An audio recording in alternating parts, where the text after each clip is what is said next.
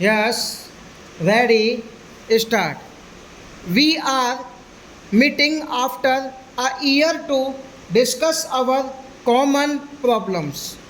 As you are aware, the Indian Historical Records Commission deals with all kinds of historical records. The scope of our deliberations is therefore wide and extensive. It will, however, be of advantage to confine ourselves to matters of first concern, and I am sure you will agree that these relate to questions affecting the national archives. In all countries, the national archives are the treasure houses of their historical wealth, and we in India can justly take pride for the extent and magnitude of our richness in this field. Our national archives contain a vast collection of records, but systematic series begin from 1672. Some of the latest records are as late as 1999. They therefore tell the story of nearly 300 years of a most interesting and momentous period of India's history. If what remains of the scattered records of the Mughal period are added to these collections, we can say that our records go back to the 15th century. There are not many countries which can claim records which go so far back. From the point of view of quantity, also ours is one of the biggest collections not only in Asia but in the world. I cannot give you the exact number of our records, for much work of indexing and cataloging still remains to be done. But to give you some idea of the extent of the collection, I may say that if all these records are assembled in one place, there is no building in India big enough to contain all of them.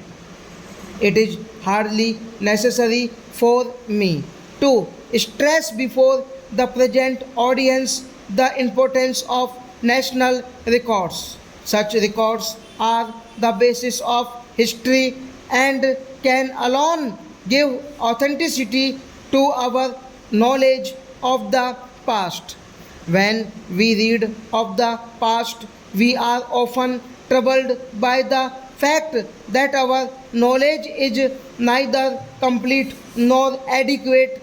Contemporary historians hardly ever leave accounts which satisfy succeeding generations, and in fact, they are often not in a position to judge what should be recorded and what left out. If, however, complete records are available, the annals of the past can be reconstructed, but in most cases, such records of the past do not exist. We know that during the Mughal period, India had the instruments of civilized law. During the 19th century, the European states adopted the convention that all state records should be opened to the public after a lapse of 50 years. The record of the Napoleonic era were thus released to the public in about 1870. The Napoleonic era was a period of great progress in different fields, and it was described contemporaneously by many well known historians. In fact, all the known methods of history writing were used in making the Napoleonic period vivid to the public of the day. But even then, when the official records became available, In 1870, it was found that our knowledge of the period was both enriched and altered. Much new light was thrown on obscure incidents and happenings. Many old opinions had to be revised in the light of the new information. Similarly, the official papers relating to the so called Indian Mutiny of 1857 were released in 1907. The Government of India published a 3 volume history of the mutiny based on these records. It is true that this book was written from the British point of view and did not therefore do full justice to the Indian participants. It is therefore necessary that these records should be examined afresh and a true account of the period written in as objective a manner as possible.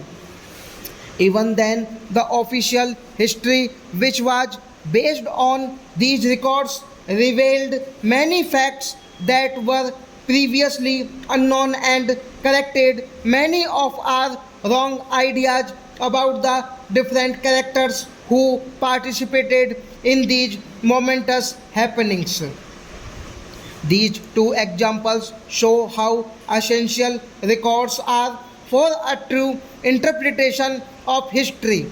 If, however, the records are to be utilized to the fullest extent, it is necessary that they should not only be preserved but also arranged and classified systematically. There must also be sufficient number of scholars with the necessary knowledge and scientific attitude to take full advantage of the information contained in them. In our national archives, we have an immense storehouse of such records, but two things have stood in the way of our utilizing them fully.